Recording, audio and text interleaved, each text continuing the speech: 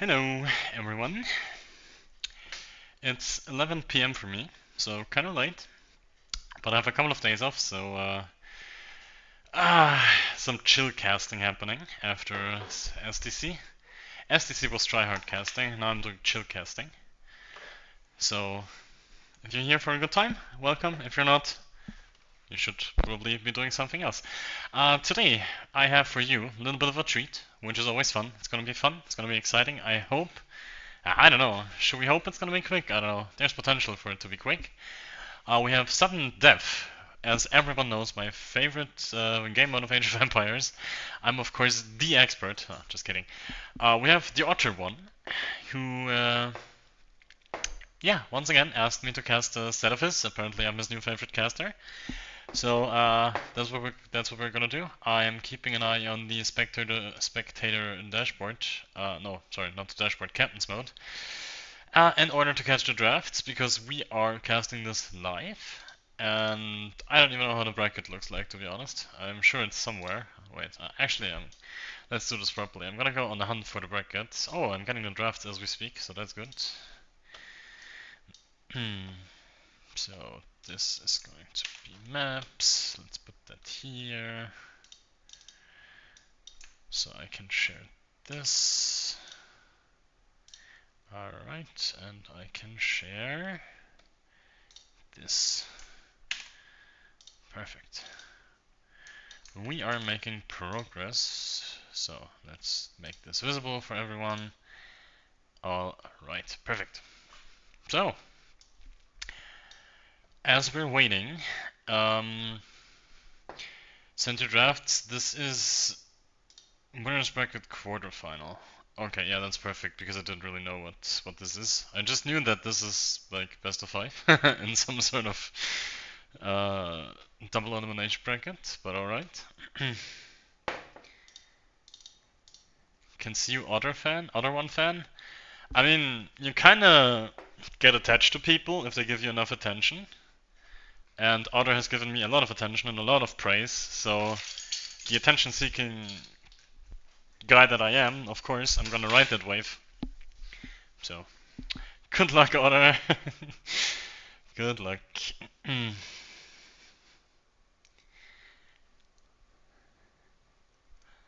Apparently the draft is going to start any second now, so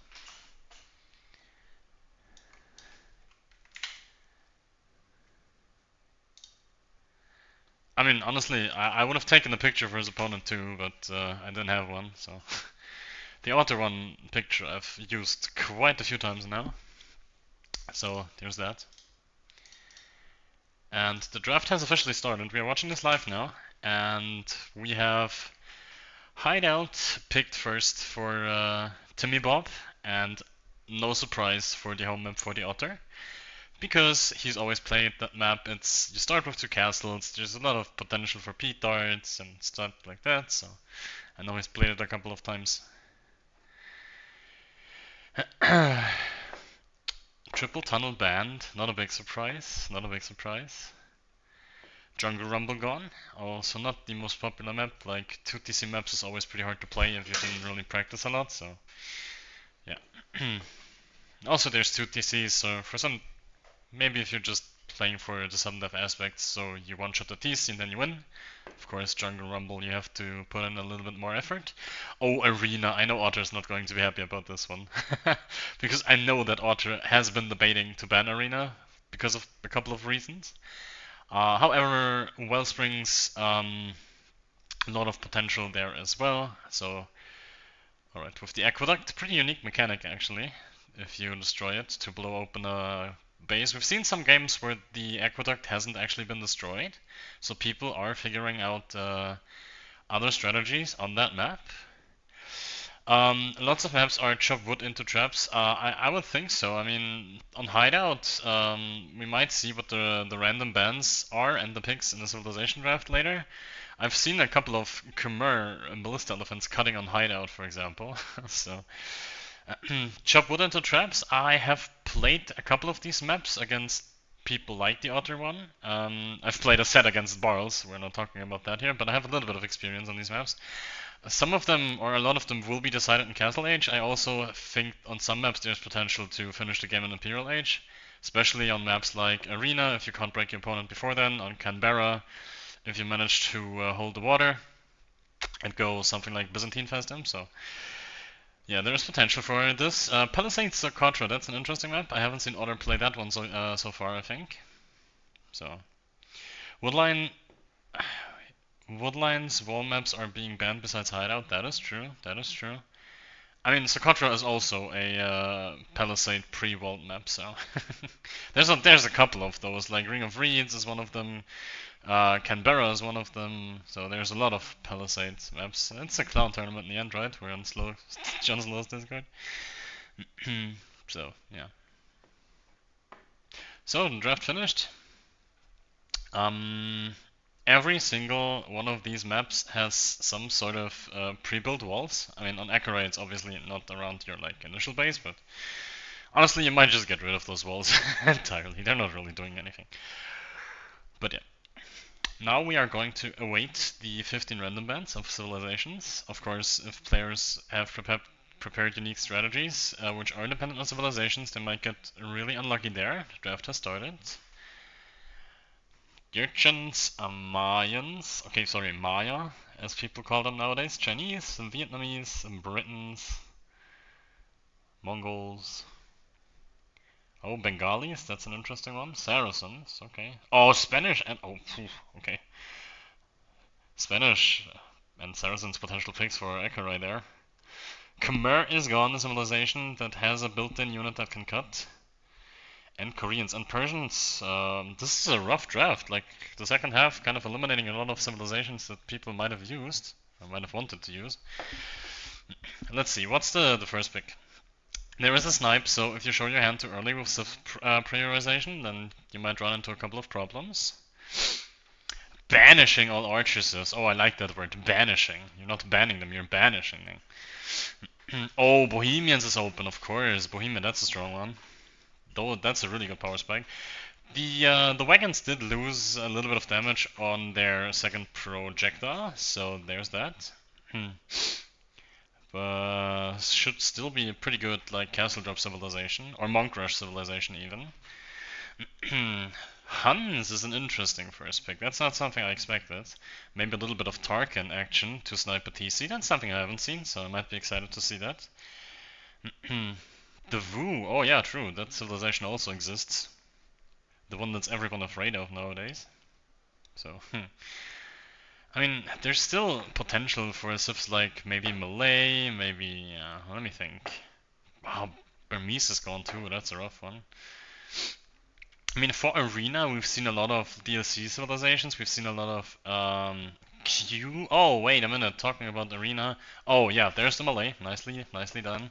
Cumans, Otter has tried Cumans before on Arena, I think, but he had to play it against Dark, who had the perfect civilization to counter that in the Aztecs.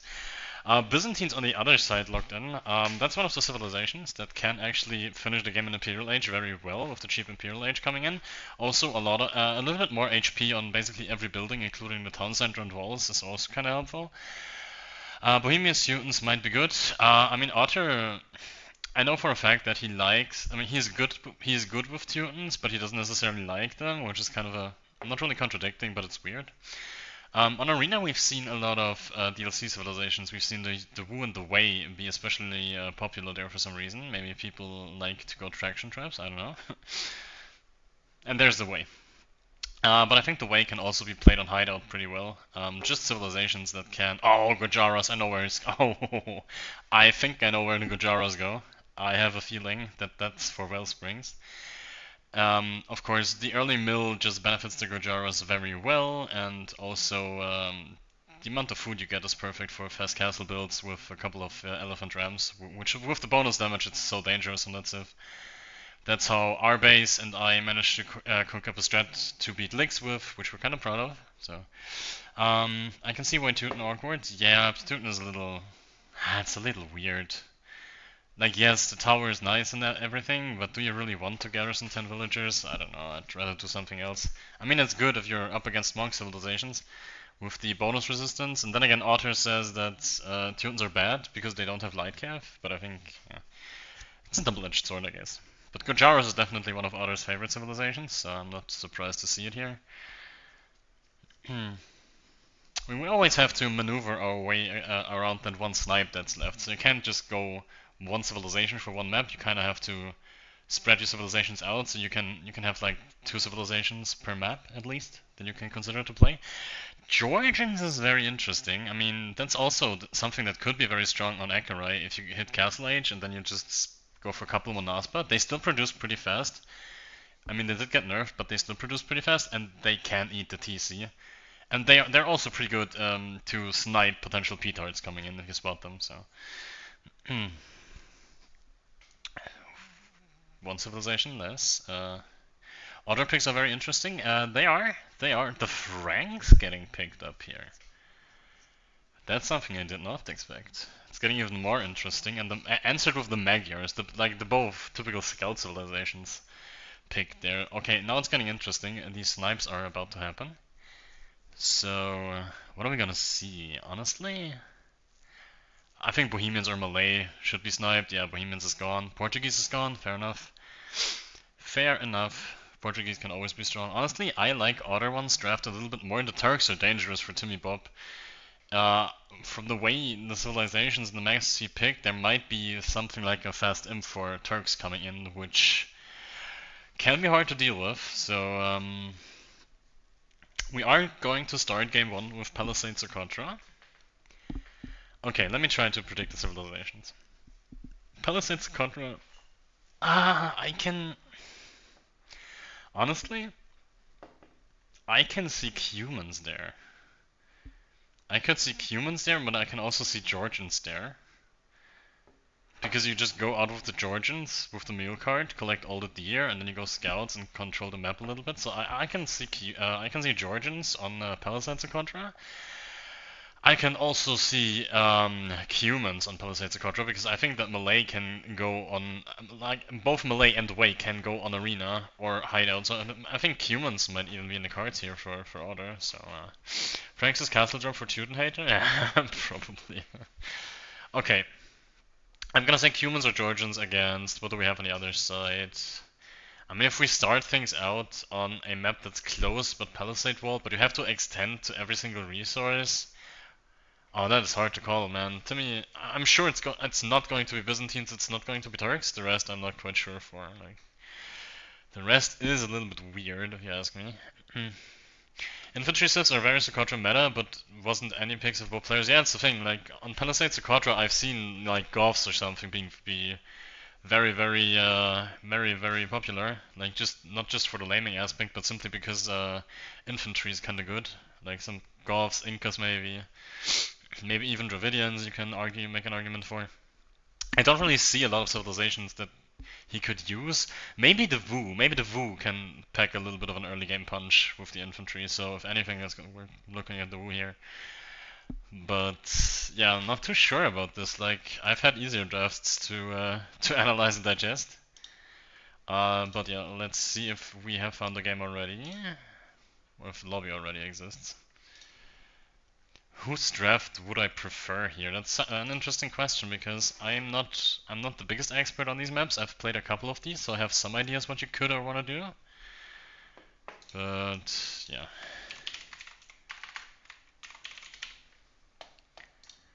Okay. I don't see a lobby yet, so.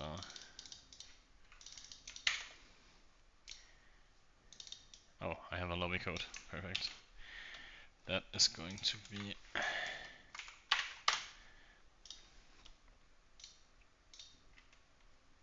Wait, what? Invalid match ID, yeah, that's not great.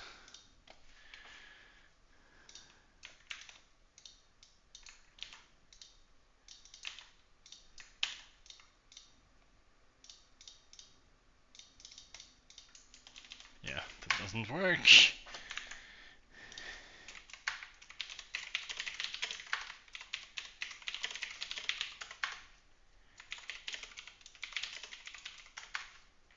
Ah, okay, they changed to a new server, okay. That's why it doesn't work.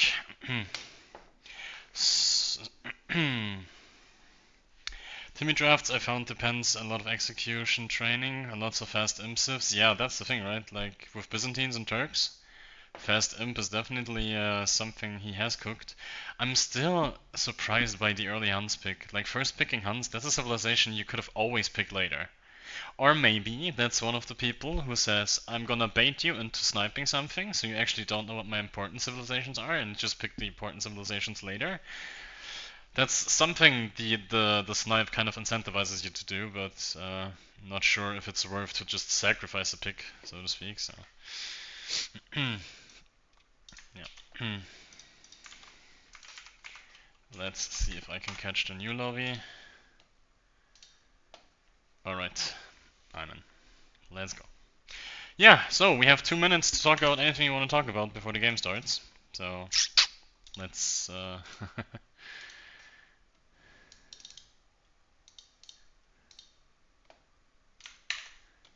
let's see.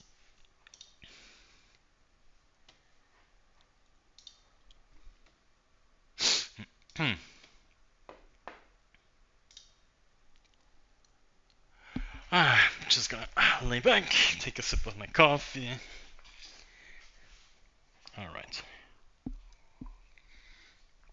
Favorite otter from difficulty perspective? Yes, I would say so.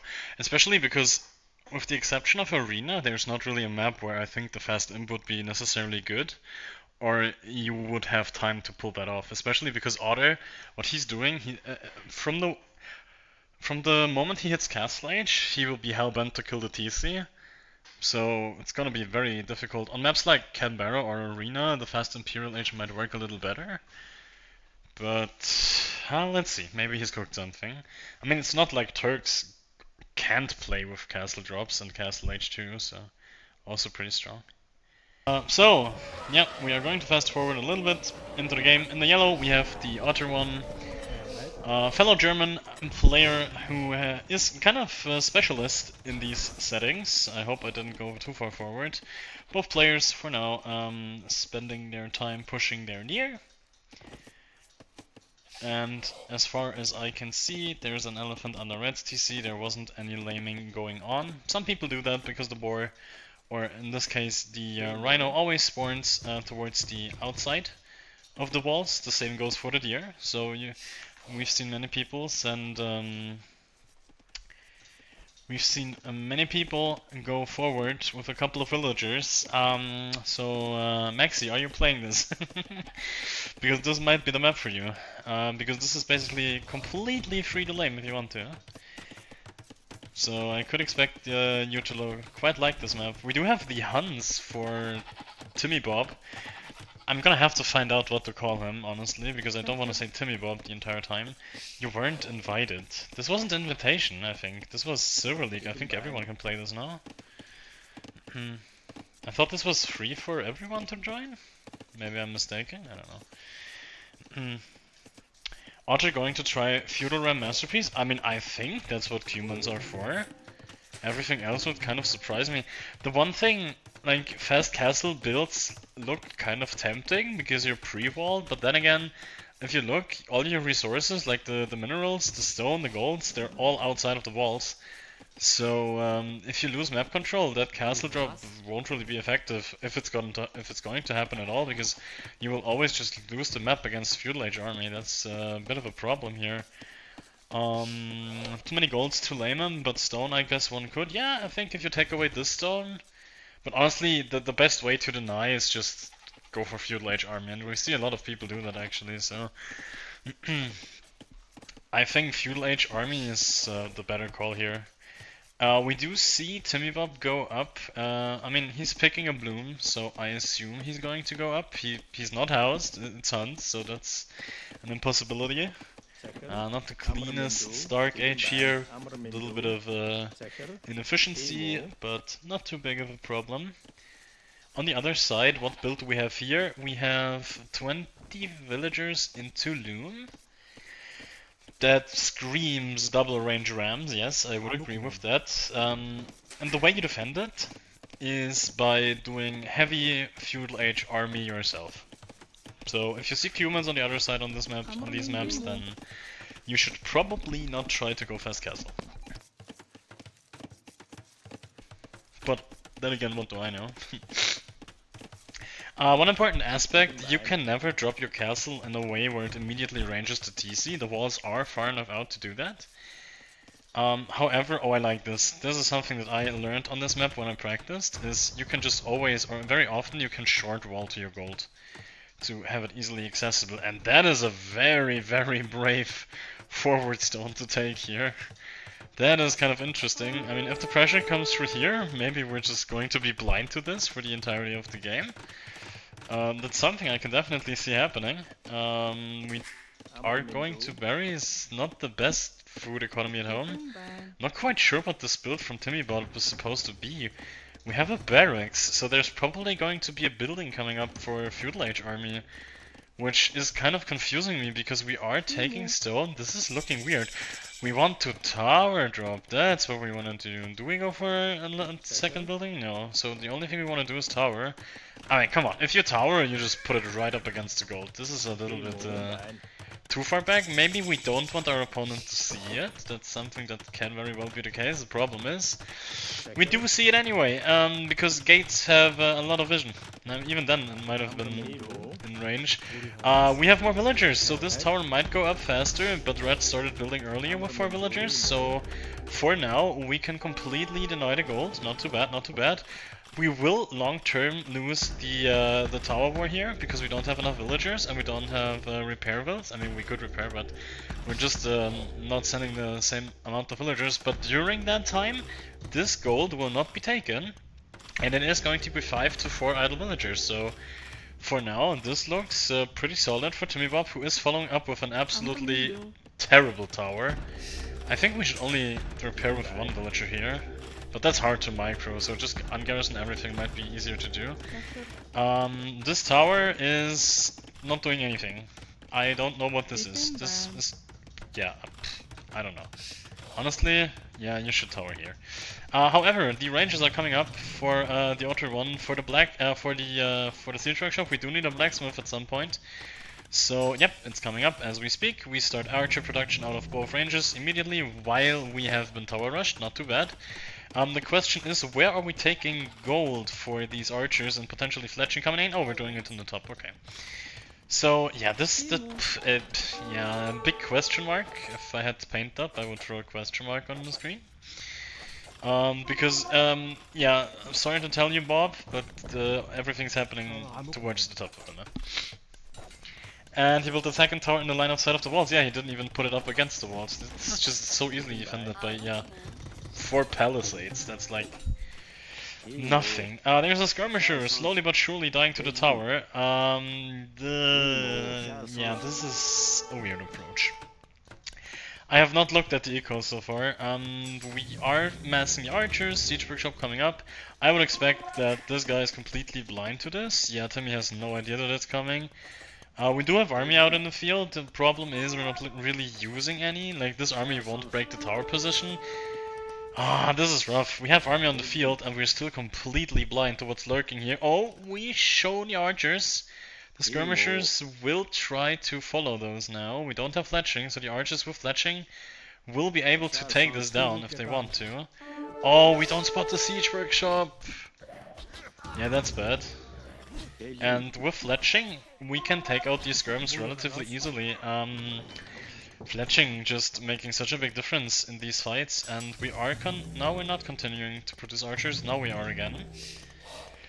Otter is on 0 villagers, yes of course he is, because all he wants is fletching, and after it's going to be all rams and archers anyway, so it's going to be completely all in, so spending resources on villagers. Can we stop with the pointless towers? Honestly, at this point you might just build towers at home to defend yourself. And then you don't even pick up fletching, like, what the hell is this?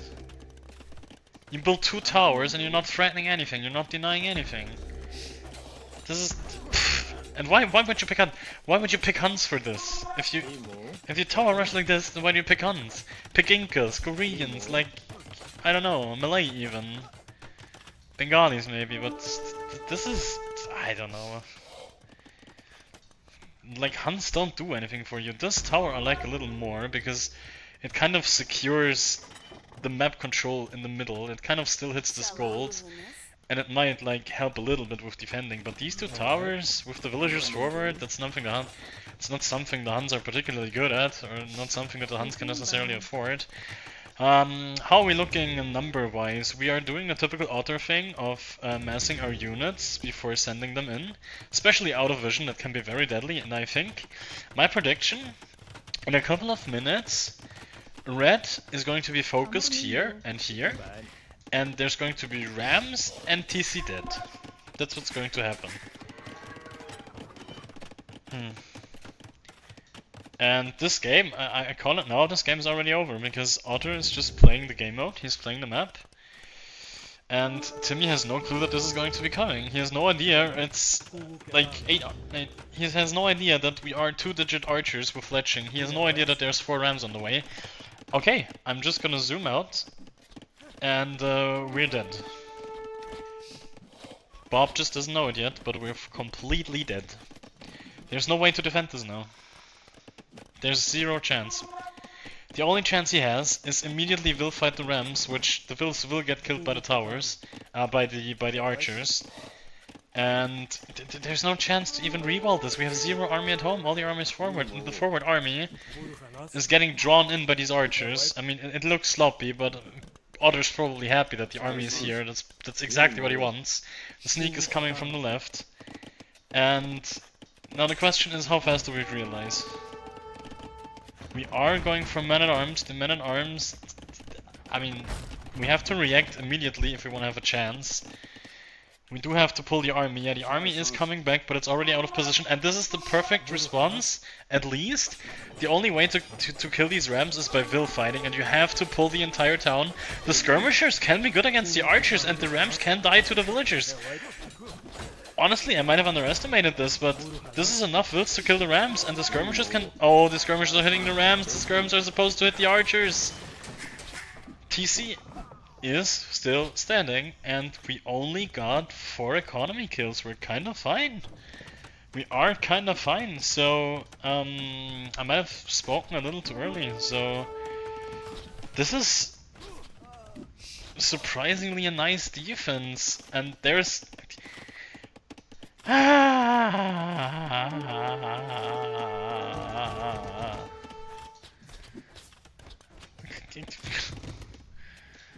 can't even, I don't know what, like, I'm so disappointed. I have to look up the elos for those two. Actually, no, captures was smart enough. This is 1450, what the hell? That's my elo. Maybe I'm just that bad, I don't know. Yeah, I shouldn't be roasting villagers so much. Are these still carrying resources? They are. We are tower rushing without dropping off the resources. That's the next thing.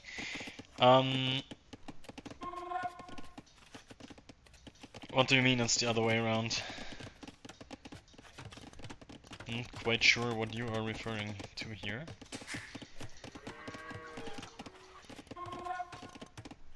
Yeah, no, Otter killed 4 vills. That's right, like, we didn't... No. That is what I said, and apparently it's true.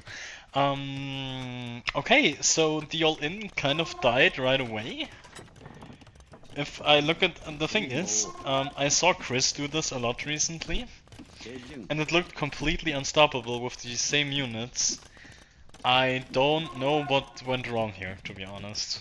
I have 0 clue.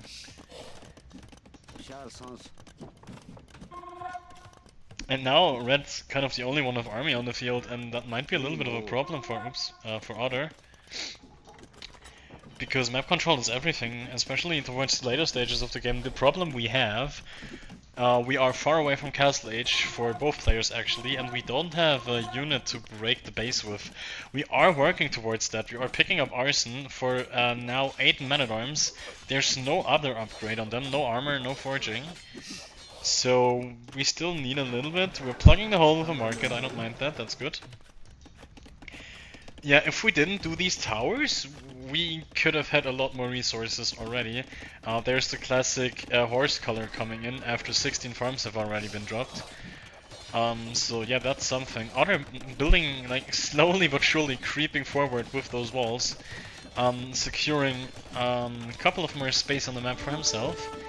And what's the game plan here? If the human rush fails, we did not really stop creating villagers behind this. It's probably a little too late to go to TC now. I mean, honestly, if you go for arson, you should be hitting the walls with the infantry. You don't pick arson for the infantry and then let the infantry idle on the map. That's not great. So, these infantry with arson, they should be shredding all these buildings. Come on, what are you waiting for? You kill the ranges, you kill the blacksmith, you kill everything. That's what arson's for. A little bit too indecisive here. Second tower coming up now. Yeah, this is rough to defend now for Otter because the entire map belongs to red basically, with the exception of this little pocket up here. These towers, they are not really doing much, but there's a problem here in place because we don't have any blacksmith upgrades. We have 19 army to 2, but this army is so ineffective. Like, we're not even... I don't know. We don't have any upgrades. We did click Castle Age in the end, so there's that. Otter, however, close to Castle Age himself. With better economy now. That is interesting. So red kind of a little bit sloppy. I mean, we should definitely kill that stable. That's one of the buildings we can reach. Arson has to pay off at some point. Otto really messed up? Yeah, but like, what was he supposed to do? He did everything right, I think.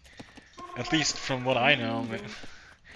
He had 4 rams, like 10 fletching archers, and red just sent skirms and villagers to rush it all down. Like, it looked super easy to defend, honestly, easier than I'm used to it.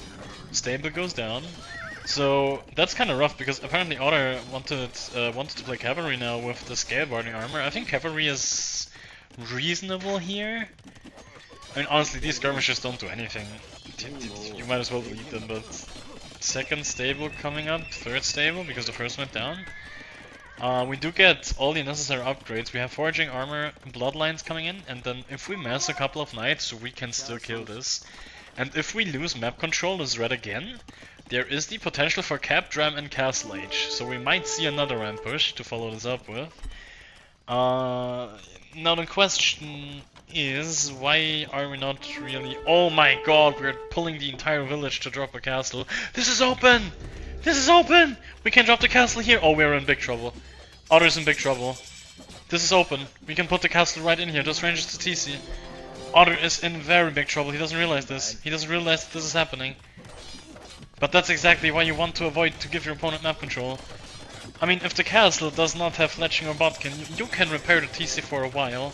The problem is there will be petards in the castle as well, and we don't have any counterattack going on. This looks like I've spoken too early yet again. I was having a little bit too much trust in Otter's push. And this castle will go up. The problem is we don't have fletching, we don't have botkin, so that castle is going to take a while to kill the TC.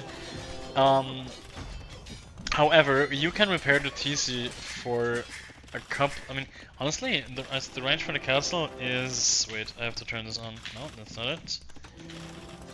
How do I turn this on again? Oh yeah, like this. Yeah, you can kind of repair, as long as he doesn't have fletching, which is coming in now, you can kind of sort of repair it from here. But... misclicking. How do I go for the range thing? It's not... for some reason the hotkey doesn't change now, so I have all these circles again.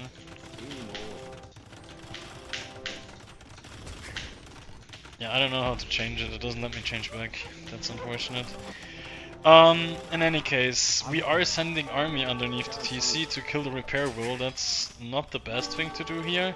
At the same time, I'm completely blind trying to pick this. We are trying to pressure the TC with cavalry. The problem is with only cavalry, without siege, this TC will not go down. Especially now picking up fletching. This castle will not die to the stab lancers. We need siege, we need rams. Is there a ram on the way somewhere? Doesn't look like it. And this castle, yeah, looks very promising here for Timmy. The vills are on the TC. No, that's a big mistake. These villagers should not hit the TC. This is not something that's very efficient. you can easily counter repair those villagers, and you're going to lose a lot of vills. And suddenly it's 25 to 50, and all of this economy is idle because of the stab lancer rates. Stab lancers, okay, this is kind of funny. If you right click a tower, stab lancers will take damage because of their +1 range. So you have to manually micro them, otherwise, I mean, you're gonna kill the tower anyway, right? So it's not a big deal. We still have the problem of this castle. And there's one thing I want to see here. I want to see Timmy sell a little bit of stone, buy a little bit of food, and go for a botkin. You need botkin here. Or maybe P-Tarts do the job too. That's what we... Oh, P-Tarts on the way. This TC is very low. How many P-Tarts? I think it's 3. And the game is over. This is interesting. This is very interesting. There was a castle coming in on this side too. Otter dying to P-Tarts? Yeah, not his best day. Even I managed to win a game against him today with P-Tarts in practice, so... Maybe a little bit out of shape, or maybe people are just getting more and more used to this game mode and developing over time. Like, honestly, I'm so surprised how little his push did. Maybe this notification on the walls gives you enough time to actually pull all the vills and skirmishers back and just kill the push. Like, if these walls aren't here, this TC dies immediately, but the wall just bought enough time for us to pull all the villagers. Which, given when it happened, Red's response was perfect, right? Everything leading up until that point, like the towers, they were completely pointless. But the defense was kind of on point against the Rams. So it's 1-0 for the underdog here, so we do have a set on our hands. But I'm sure Otter is someone to not tilt too much over such things, so let's see.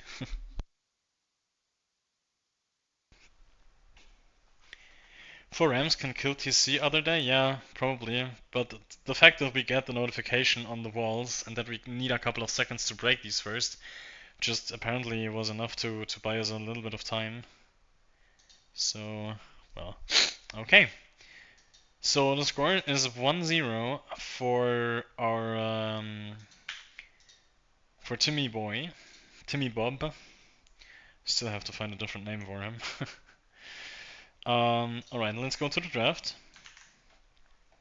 and see what we are dealing with here. So game 1 goes to Timmybob, and we do have a couple of maps left. I'm pretty sure Otter wants to strike back. He doesn't want to be on match point right away. So I would expect Akerai to be picked, and for Akerai I think his pick will be... Yeah, what's his pick going to be actually? Usually I'd see people play something like Spanish or Saracens there, like something with a good unique unit. I'm gonna call Monaspa for Otter. I think it's going to be Monaspa. So it's gonna be Akerai with Georgians versus... Yeah, that's the rough part. I don't know. Georgians versus... maybe Magyar Hussars can be good, maybe Janissaries can be good, but I would think that that's for Arena. Maybe just some cataphracts and a little bit more HP on the buildings might work. Yeah, Timmybob has a couple of weird choices there. And ladies and gentlemen, welcome to Game 2 of Sun SD2 Silver League. And in the yellow, on Otter's favorite map, we start with 2 castles, so a lot of P-Tart potential. We have Otter with the Georgians. On the other side, we have Timmybob, who takes a little bit longer to discover the second castle. Honestly, I think you could try to snipe your opponent's castle and be there earlier, but you just expect him to get them so early that's not really a possibility, so I don't mind the patient. Like, it doesn't really do anything for you to be there too early, so just use one will for that, it's kind of fine. We do see the scout here. Oh, that's that's a mistake I've been doing a lot, like losing the scout to the enemy castle. That's what happens if you want to greed and maybe try to deny your opponent's castle. The problem with losing the scout early is there's 4 deer on both castles, and usually you want to be pushing them because honestly, you always want to go fast castle on this map, almost exclusively, so you can get access to your either P-Tarts or unique unit. and a lot of deer helps with that, so you should definitely be pushing. Like, the wood is always going to be towards the back, so you don't really have to scout it. And this scout should really be pushing all this deer and all this deer. This is a huge... this is missing out by a lot, actually. That's not... I don't like it too much. Otter, on the other hand, is now doing so. Sending out one villagers on one side with the mule cart. Oh, that's so good. That's so convenient. Mule cart on one side, push from the other side. That's going to be so much food income. The deer kind of trolling our otter a little bit, but yeah, should still be fine. All right. Dowd lost the castle in the tournament, did he? I mean, in theory, you can always try to be there earlier, right? If your opponent is sloppy, you can always try, but then if it's already occupied, then there's big potential for your scout to just run in and die, right? Like, if you're not in time, that's kind of what happened to this guy. Kind of lucky to still be alive, and because if you lose your scout that early, you miss out on all the deer, basically, which is not great. So, yeah. Honestly, I highly prefer Georgians on this, because the mule cart start is just so smooth with the deer, and Monaspa creates so quickly that I just think Georgians are just overall better. I mean, the one thing you can try is, and that's something that I have tried on this map, is to play a little bit of scouts for map control and then just put down a forward castle, because this area is pretty much unprotected. In this case, both goals are forward. That's insane. But if, like, I've often had it that one player tried to go for the forward castle drop, while the other player just circled around with petards. That's something I've seen a lot. We are docking for Timmybob. That is interesting. And I think that's also a mistake. If anything, you wanna... yeah, not too much fish here, actually. You might be better to go for the top, but this is only shorefish. This is something you usually see on Triple Tunnel. I've never seen someone dock here, honestly. At least not in this tournament. Maybe pros did it at some point, but I've never cast one where I saw people docking. And also, this is a very big investment, honestly, for just fishing ships. If it's only shorefish, I don't think this is worth it. Like, the walking time and the wood you need to build this, and then it's only shorefish. Like, if you don't want to fish boon, I don't think you should ever do that, but I might be wrong. I don't like it personally. I would not consider doing that here. Like, the attention should be funneled towards the middle, or like towards like this area of the game. And this will take way too long to pay off, as it's only shorefish. Like, shorefish is really slow with fishing ships. Imagine if he makes a demo and kills others petards with it. Yeah, but why should... I mean, oh, you think... Oh yeah, you can build a ship here and then you can traverse this entire thing. Yeah, you have to be super on point though. You have to scout it and then be there in time. But it's actually a funny thought. If you can just go here and control the water. Yeah, I don't think that's a viable approach. Like, so many things can go wrong with that. I don't think that's a thing you can do. We are... This is stolen, right? Like, yeah, probably. I mean, like I said, Otter just has the better civilization to go to the Castle Age. He's already halfway up to Feudal Age, while his opponent hasn't even clicked. So there will be, unless Otter is screwing something up now, there will be a big timing issue for Timmy Boy. We will not have the wood in order to drop both buildings immediately. There's only 5 on wood, which is all on stragglers. We did not go for the lumber camp, which of course you don't necessarily have to do. We didn't take the boar. Do we know that there's a boar left? Maybe you just didn't find it? I mean, we're still fine here with this. And there will be a market, and that's something in deathmatch that of course is very good if you go for fast castle. You can always go market and just sell the stone for a little bit of a boost, so you can skip the mining camp entirely. And yeah, we now saw the boar because we had to micro the villagers here. And this is just typical villager behavior, where the mule cart is actually a nerf. This villager is not doing anything, and it's not showing up as idle too. He pretends to be a bearded axe now. We are playing Franks right now, everyone. So. Coming up, we're going to sell the stone in order to get the gold, and now we're going to click up. Very solid build. Little bit of idle time because we didn't have this in time. Now we're dropping, and we should be clicking any second. And we clicked up to Castle Age while our opponent has a full minute to the Feudal Age. Because, first of all, weaker economy civilization. Second of all, we invested a lot into this. We have invested a lot into this dog thing, which also delays you by 1 or 2 villagers usually, especially if it's only shorefish. And so in this game, once again, I think Otter is in a perfect position to win. I thought the same thing in a couple of other games. I thought the same thing in game 1, so I'm not going to jump to foregone conclusions, but I do prefer his position. That's a little bit of a less risky expression on my end. Hello Hagen, how are you? We are watching Sudden Death, something that I didn't think I would ever be casting. But I'm having kind of my fun with it. However, I thought you would cast your set. No, because my set was 1 game long. If you're referring to leagues, my set was 1 game long, and then I forfeited, and then I dropped out of leagues. So you're not gonna have to face me. That's everything I can tell you for now. Yeah.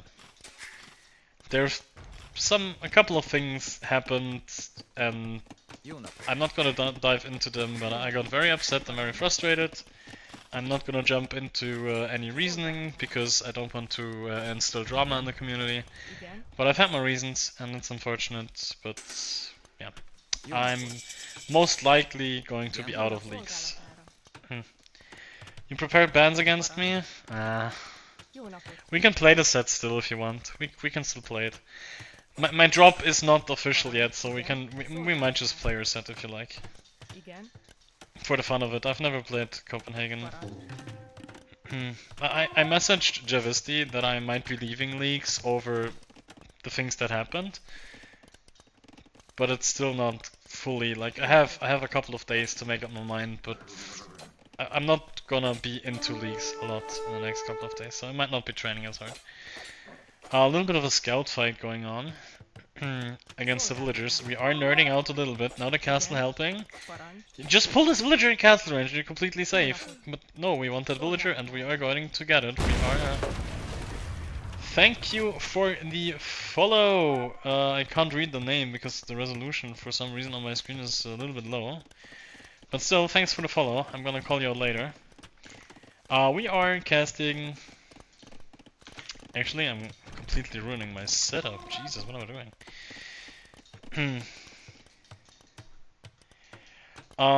Oh yeah. Because I was bitching about no laming rule. Yeah, I saw that in the I saw that in the handbook because I took a look at it. And it said, I think before minute 4 you're not allowed to lame, so people have time to call their restarts. Which I immediately had to think about you, by the way. Like, this 4-minute window of not being able to lame kind of goes against your very nature, so... we do go for a couple of Monasba. That scout is still living? Okay, no. Last season, if you forfeit 1 set, the admin put that player to DQF. I mean, Javisti offered me to reconsider. And it's not like I didn't play, I just forfeited the second game, but yeah, I might DM you about it. We can still play a set or 2 and maybe just train or something. I wouldn't mind that too much. We can play the set as if we were playing leagues. Like, if you're prepared, that's completely fine, and we just use it as practice. It's something I can offer. And we do see something I mentioned before the game. We see Magyar Hussar versus Monaspa matching up, and the Magyar Hussar got buffed in the recent patch. Quite a lot, actually, so maybe if you don't have to go to the... If you're not in a position where you have to get to castles first, it might be a perfectly fine unit to play with. And what Otter's doing is so deliberate here. He's trying to pull them out of position, so that this play will work. He's so happy that he's getting chased here, because that means the Magyar Hussar will not spot this, and the Magyar Hussar is there in order to prevent this from happening. However, oh, we don't see it. We don't see it. We have to wall. Yeah, okay. I think we have enough. Oh, this is going to be rough. Why are we not walling? Okay, GG. This is over. Goodbye. This was such an easy foundation here. You kill one petard. It was 7 petards. You kill one with your TC or with the cavalry. You kill one, and then you go for a house. I don't know.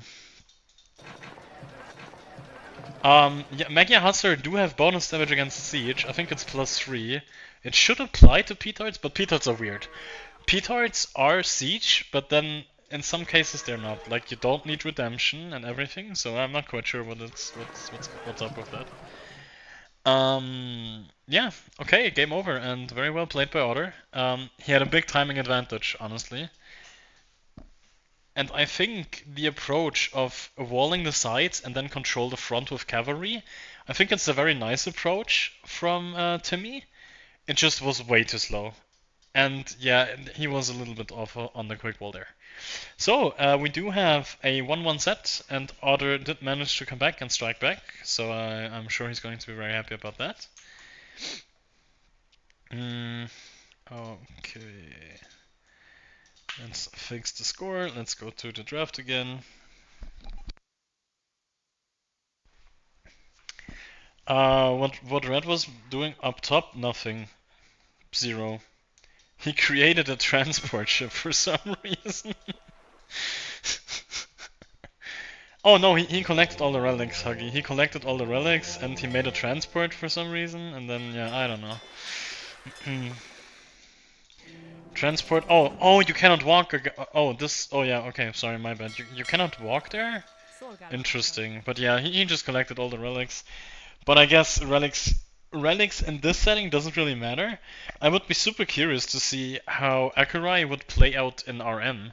If you just do standard victory, like conquest victory, I would be super happy to see that map played out with standard. But I think it's just a unique unit fest anyway, right? Like, you see conks, you see all the good stuff. You just pick a civilization that has a good unique unit, so. It was played standard in 7Ps. Okay, yeah, then I didn't see the games, but I imagine something like Spanish would be completely broken. It was just always going to be FC into unique units, yeah, exactly, yeah. That's something that I would expect to. Okay, let's see if I got the next lobby code. Cut me some slack, I'm a little tired. And this set is going to be longer than I anticipated, probably. So, welcome back. We are on Hideout. We have the Otter in the yellow. This is nice on the eyes, honestly. Yellow and red, that's just very intuitive. In the yellow in the north, we have the Otter one on the way. So, I think, did we see our base player yesterday? I think we did. In the south, in the red, we have Ketons for Timmybob50. So, I think this might one of the only games where I didn't see some weird Khmer cut through the middle kind of attempt. So, Hideout masterpiece time? Yes, I think there's a lot of potential. I mean, one thing you want to do, you want to figure out what the closest distance is between the two players. In this case, this is kind of even on both sides. This is like a very, very far generation, or like even spaced out to the side at least. So, curious to see on what side players decide to throw the aggression. We've seen players wall one or both sides, which gives you very early notifications of what your opponent hitting you from a certain side. So, there's a lot of strategic aspects, even for the sudden death aspect of the game, which I quite enjoy. That's not lost completely. But yeah, Otter really has no fun with Deer today. Like, he's been pushing Deer the whole day and it's just trolling him completely. I think I've also had games or generations in this tournament where the Deer was inside. I kind of think it's a 50-50 between outside and inside of the base, which I find is a little bit too, like, random for my taste. But then again, nowadays you have chickens, so that's really pushed out. Yeah, I mean, he's just... the poor guy, honestly. Just delete and push.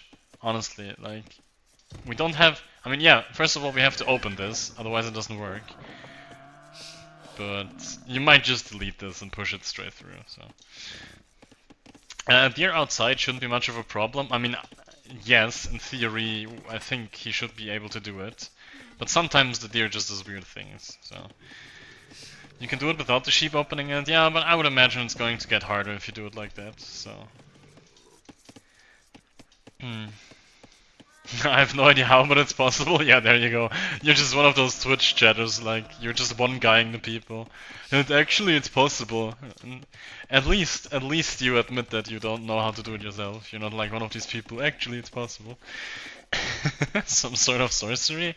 Huggy, the sorcery is called APM. It's a resource that not every one of us possesses. And even people with APM not necessarily will be able to do it 100% of the time, but that's besides the point. Yeah, there's not much to talk about, honestly. This is just a hideout Dark Age. APM is 100% cheating? Yeah, probably. Honestly, Huggy, you should...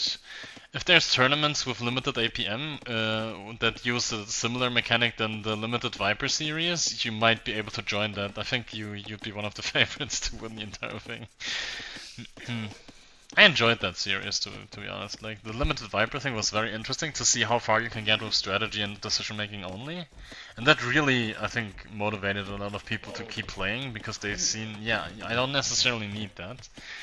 Micro should be banned in John Slow tournaments. I mean, you don't need to ban something that's not there, right? Like, I've not seen, in the entire tournament, I haven't seen, like, Archer micro against Ballistics or something. I don't think it's a big issue. Don't think it's part of the main strategy or decisive for its success, so I think it's fine.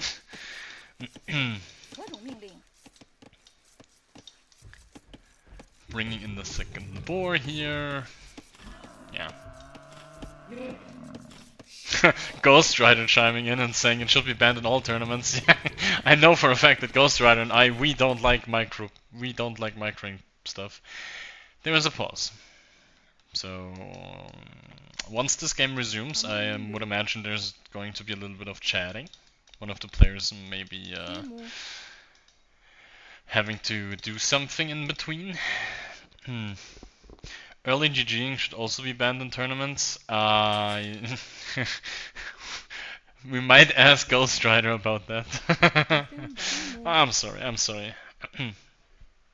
Couldn't resist. I couldn't resist. It was just too ironic that that comment shows up once Ghost Rider enters the chat.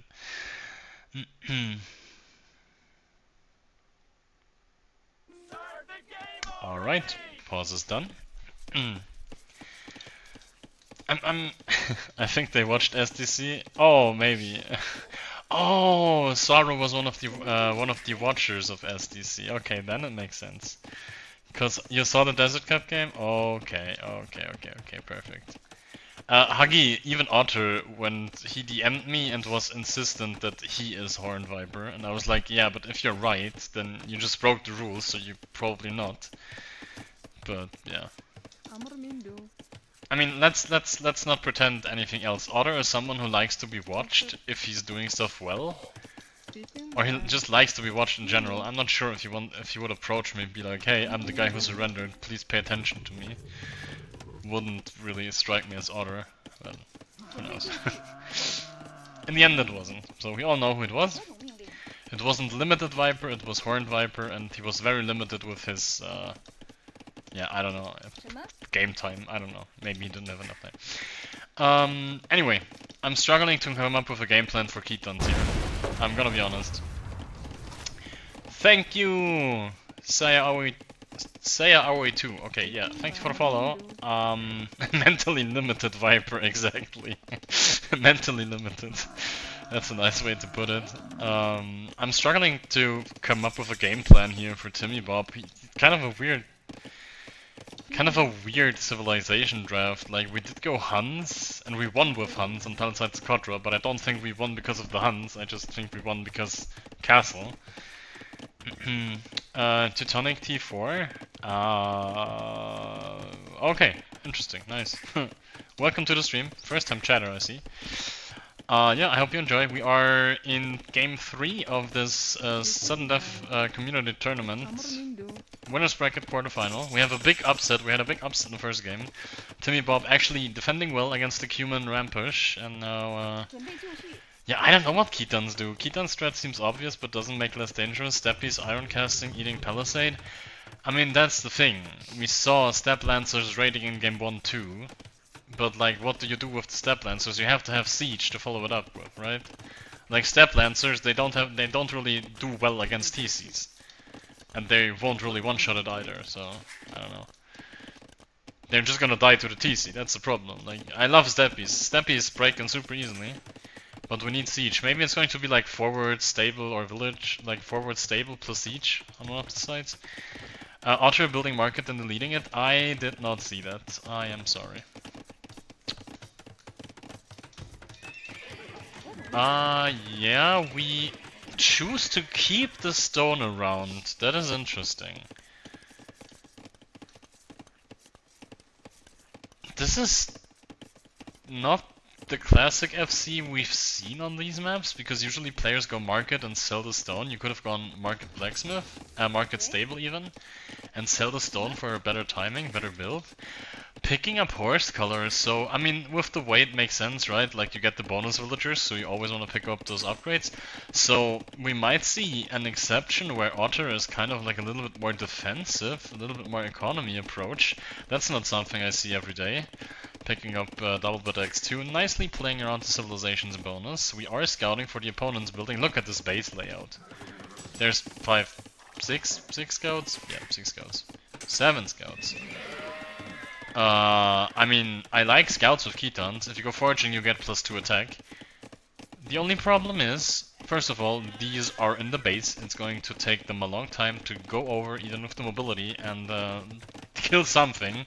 Our opponent is Castle Age soon, so these scouts won't really do a whole lot, I feel like, because Otter can just go like a couple of cavalry and he defends this. I don't know. Tested, Mechia Hussar does not deal bonus damage versus petards. Yes, because petards are just not real siege units. Yes, they are classified siege, but in the moment it matters, they're somehow not. It's super weird. Like, you don't need redemption to convert them and everything. And I also think... I don't know... Scouts only free attacker. Yeah, I mean, I think keeping this out will be super easy, because we are castle. We could just always go a couple of stable units from home now, because we are castle age. Like, the only weird thing is that we are not on. We do go stone mining upgrade. Oh, for the bonus villager, of course. Yeah, with the way it makes sense. We are going from the right sides, but this is already nicely pre-walled. And we should be seeing this. We should be seeing this. Yeah, we see this now. And if we hit this, then one house here defends this. No, just go for the house here. Just go here. You don't have to do this. Unfortunate, I guess. Because if you do it like this, and the scouts just roam all the way around, and now suddenly you have to wall all of this, instead of just walling diagonally towards the top, that would have been a lot more efficient. This is... Yeah, exactly, and this it's perfectly on display why I did not want it to happen like this. Because this was avoidable. I mean, at least if he hits from here, that's the first mistake. But, yeah. We did manage to wall with our whole economy, apparently. This house is... Oh... Is it open somewhere? I don't think it is. I mean, Timmy probably clicked, so I would assume that we... Oh, this is very on the edge here, especially with foraging. Honestly, this is wild. This is really wild. Otter has to somehow find a solution in order to break out at some point.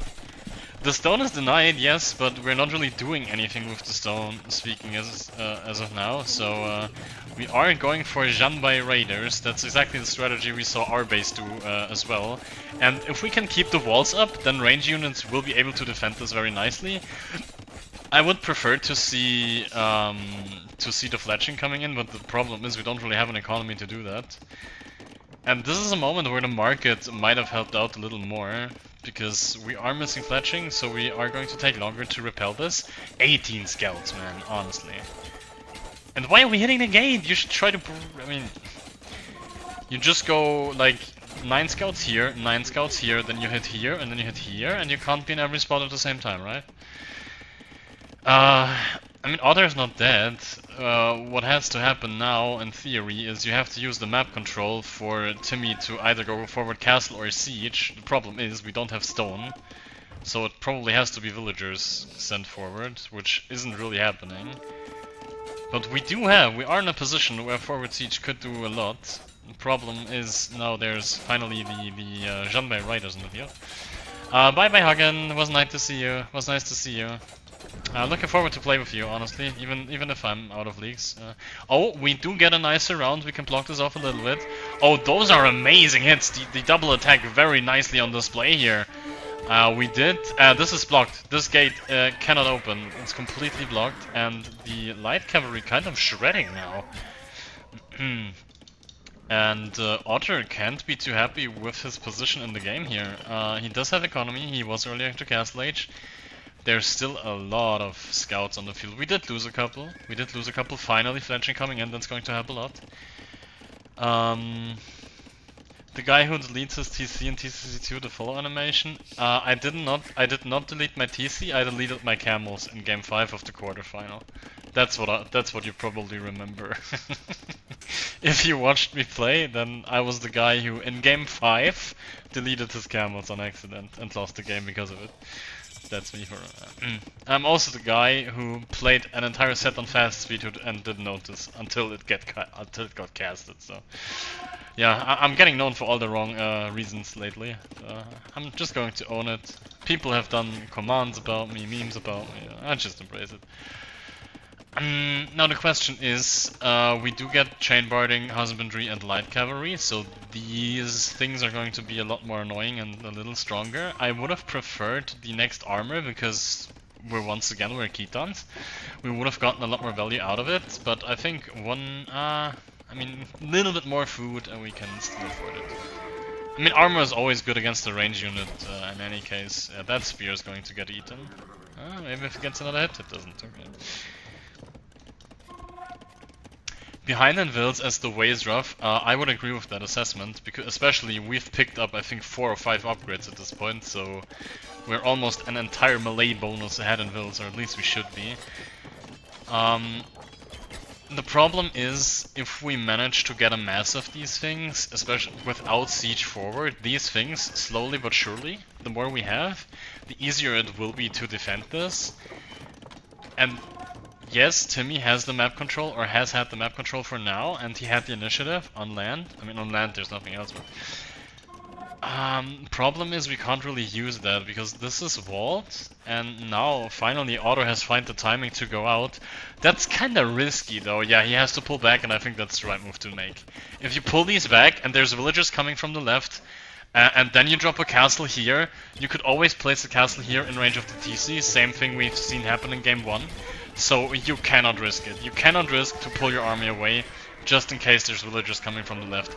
Talking about the left, we did decide to go into Step Lancers behind this in order to deal with these a little better. And we are still not out of the woods yet for Timmy Boy, for Otter here.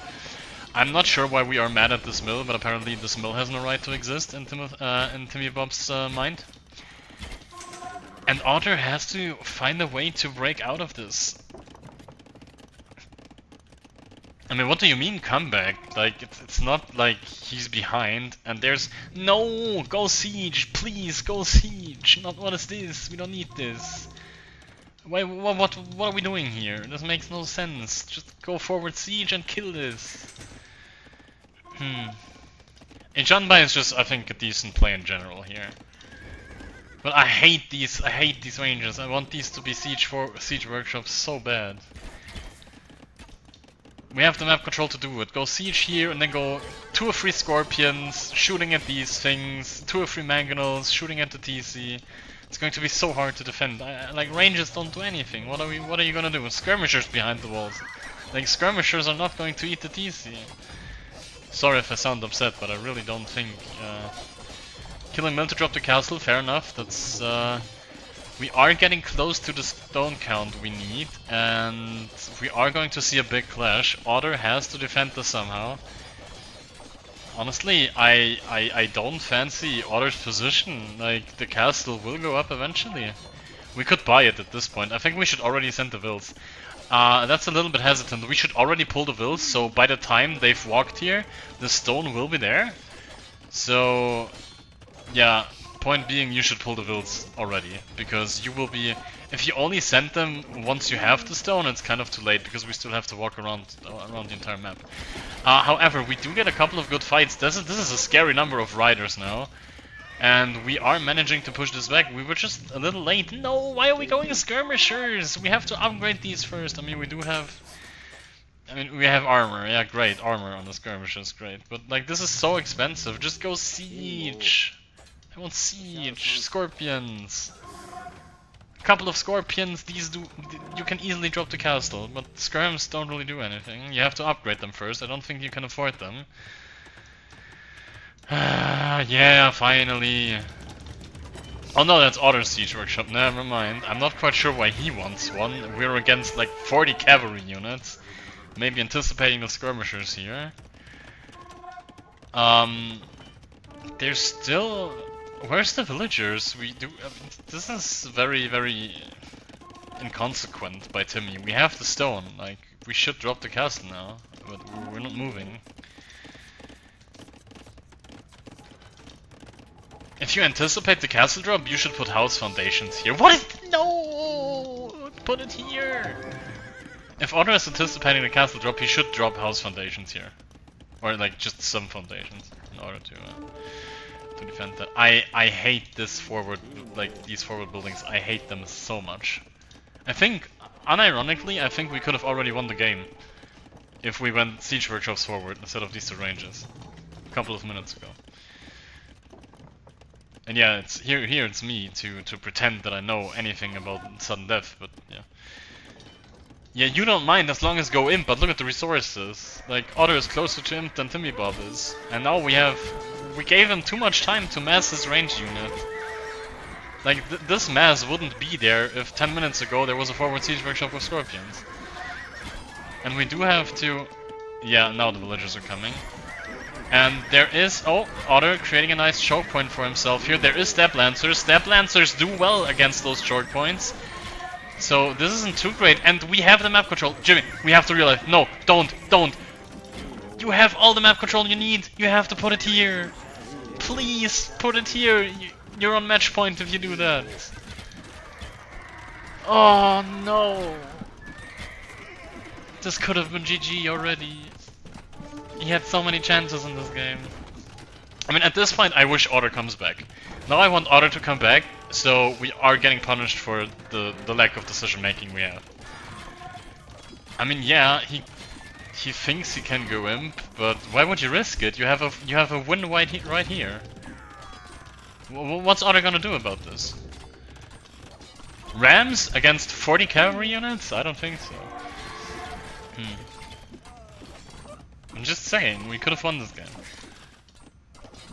And we still can. Because even if Otter gets imp, he doesn't have a castle, so Imperial Age doesn't really do much for him. There's a monk out in the open not doing anything.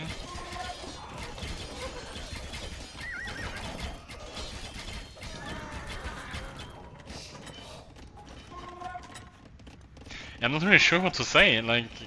I can just repeat myself, this castle had to be here. It had to be. And now we're slowly dying because the only unit we have on the field is Light Cav. And there is enough Janbai riders to defend us now, so... We kind of missed the mark. The game could be over. And I think by Timmy not finishing this, we are going to see a lot more minutes added to the timer. It's already 34 minutes into a sudden death game. And it's not even arena, it's just a hideout. So.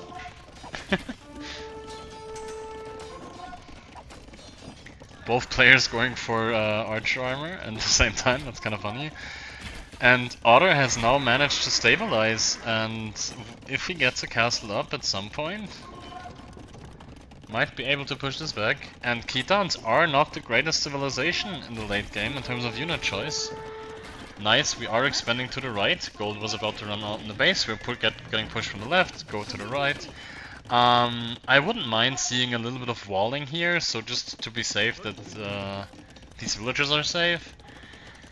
And yeah, it kind of has, the push has died out. Timmy, however, that's the last chance he now has. He did manage to click up to Imperial Age. Otter, not far behind. The problem is we don't have a castle. We don't have a castle, so trebuchets from here can still kill. We have to be very careful. I still wish... I think Otter, once he sees Imp, has to think about how to deny these trebuchets.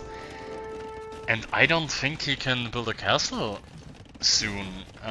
He has to find a solution to the traps that will be coming out. Still a very hard... It is going to be traction traps, yes, it is. True. True. I always forget that all of these civs get those. But...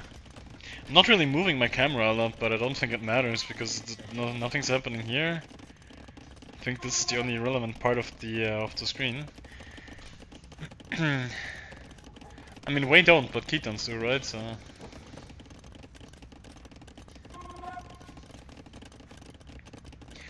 I'm trying to come up with, first of all, how's Otter going to deal with those trebuchets? And secondly, what's his solution to the traction traps? Because I don't think he has any as of now. Because even if we try to snipe with chemistry on these things, we have skirms in place, and now the skirms will actually pay off. They shouldn't, because instead of skirms we could have been in game 4 already. And next pause happening.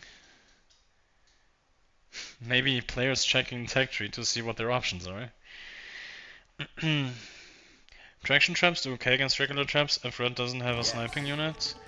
I mean, red does need a sniping unit because we don't have a castle for yellow, so that's the main issue, right? Mangonels can be good. Mangonels can be a way to defend, I guess. I mean, yeah, we have to try to snipe the siege, but for now, red's the only one who's sniping any siege. So... Timmybob is hitting Imperial Age, and we're going to see a trap very soon in here. It's a normal trebuchet. Never mind. Wait, do I have it mixed up?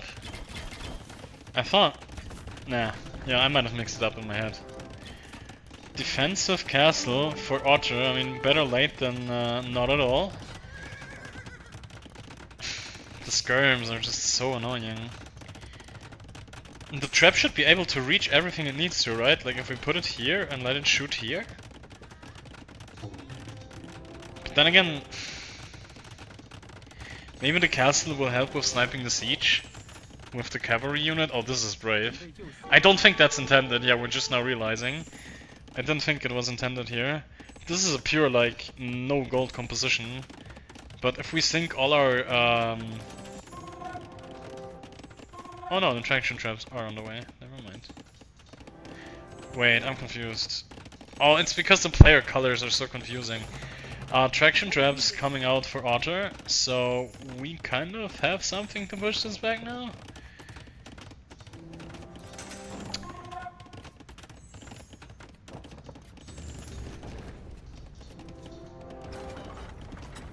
Oh, this is a nice touch. Walling in the traction trap, so we cannot snipe. Oh, we have to touch this. We have to touch this. We have to touch this. Oh, yeah, we do realize. Okay, perfect. That was very essential to the outcome of this game, I think. Even though this is only trash units. This is a little bit sloppy. We are losing one of the traps, and honestly, the only thing we don't care about the castle. The only thing that has to die is this TC. Honestly, if you can kill the TC, red shouldn't do anything else. You go traps and you try to hit the TC with them. Everything else is irrelevant. And traction traps, unfortunately, are kinda good against these. Wait, how much accuracy do these things have? They're insane. That's like bombard cannons, Jesus, that's terrible. TC is under fire, but we have only one trap left, so... Oh no, we lose everything. And the GG's called. And this is unfortunate.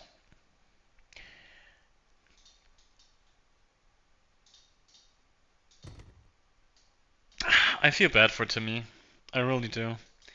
Because he had this game. He really had this game. If this castle is here... Oh, first, he had many chances. First of all, if these two ranges is siege forward, he wins. If this castle is here instead of here, he wins. And, I mean, it's deserved. Like, he got punished for his mistakes. And the decision making may be a sign of elo difference, but yeah. 30% accuracy on those things? Yeah, that did not look like 30%. There were like 5 or 6 consecutive shots hitting. So, it didn't look like 30%. These looked like bombard cannons more than trebuchets at this point. So, kind of funny. Kind of funny.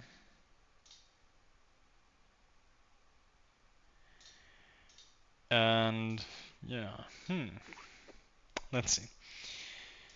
Let's go back to the draft. Let's put the score into the right place. Otter now in the lead. Match point for him, of course. I would assume we are going to go to Arena, and if it's Arena, then I would be surprised if we see anything else other than Turk's Fast Imp. So I think it's... Oh, wait a minute, I have to transition first. It should be 2 for Otter. It is 2 for Otter now, perfect. I'm going to expect Arena, and I think we're going to go for Turks, Fast Imp. And I think on the other side, it's probably going to be Melee with whatever we want to. Because Melee can kind of match the Turk's timing, or Melee can also go forward and Tower Rush. Honestly, against the Turk Fast Imp, I wouldn't mind to go Melee Tower Rush, just to slow him down and get the map control to make sure he can forward you as easily. I think that could be a good approach too, but I definitely think it's going to be Melee versus Turks on Arena. But let's see if I even got the map right. Like, we might just be going to Wellsprings. I don't know.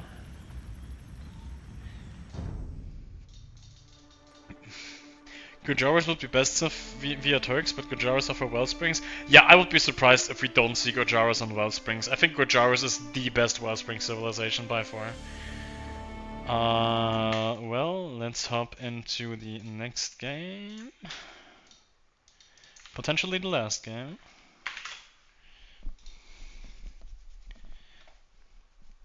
Let's see if it works this time.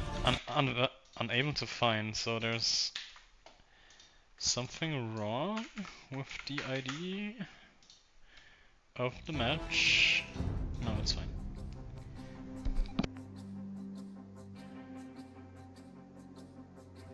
And yes, it will indeed be Arena. So I'm still gonna I'm gonna stick with Melee Turks. That's probably best civilizations for both players. I mean, maybe Gojaras for the matchup, because you can kill Turks before they reach Imp, but... Gojaras is indeed the one with the bonus damage on the armored elephants, yes. Because it is bonus damage, because it's buildings, and it's just amplified by... Yeah, but they have to go on Wellsprings. Like, if you had to script the civilizations for Wellsprings, it would be Gojaras. Or if you want to build a sudden death map for Gujaras, you would try to build Wellsprings. Because a lot of food because of the aqueduct, a lot of bonus damage for buildings, so taking the aqueduct into TC down is for free. And also, you want to start with a mill right away, which for Gujaras is just the best thing that could happen, right? So there's no way traction traps have 30% accuracy versus other traps. They must have a hidden accuracy bonus like regular traps versus buildings. I haven't followed Spirit of the Law recently too much, but maybe he has videos about them. As I would assume that he does, because he makes videos about every new stuff that enters the game, so... Maybe he can answer? I don't know, but this looked like bombard cannons, honestly. They were hitting quite reliably there. 15 seconds until we can jump into the game. Which is nice.